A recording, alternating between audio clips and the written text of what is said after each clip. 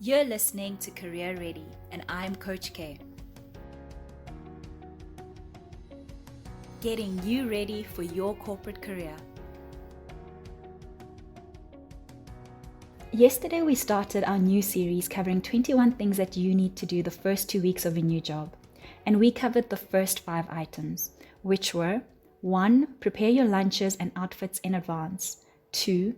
Dress smart. 3. Ask questions. 4. Make notes. And 5. Get yourself set up. And remember that previous sessions are uploaded on my YouTube channel, so if you missed these 5, you can go to my YouTube channel later this week and listen to the recorded sessions in your own time.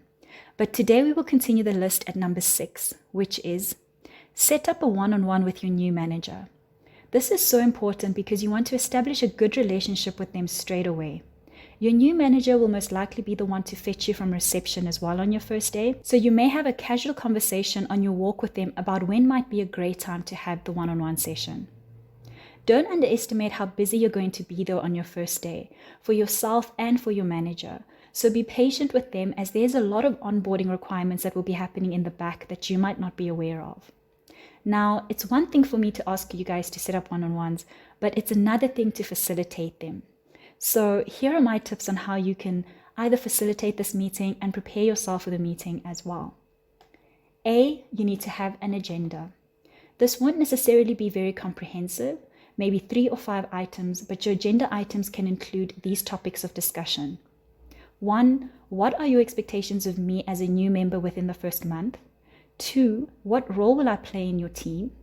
3, who in the team will be my dedicated person for training and anything else that I might need? 4, who are my teammates and what roles do they play? 5, is there any documentation or anything I need to sign or calls that I need to make for onboarding purposes? And 6 is, can we set up regular check-ins to assess if I'm still on track and to give you status updates on my progress?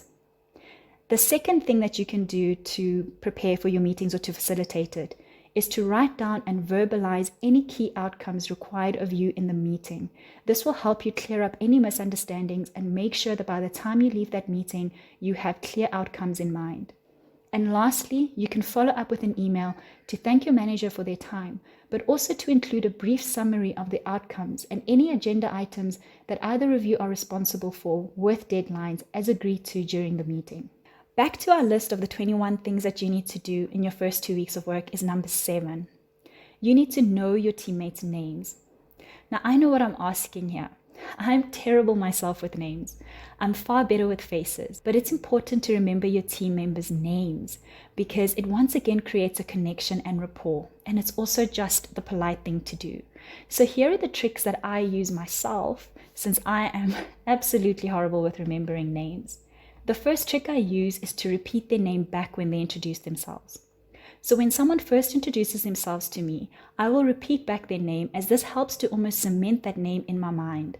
So if the initial greeting goes something like this: "Hi, my name is Zanele. Nice to meet you." Then I would respond with, "Hi Zanele, such a pleasure to meet you too. I'm Quincy and I look forward to working with you."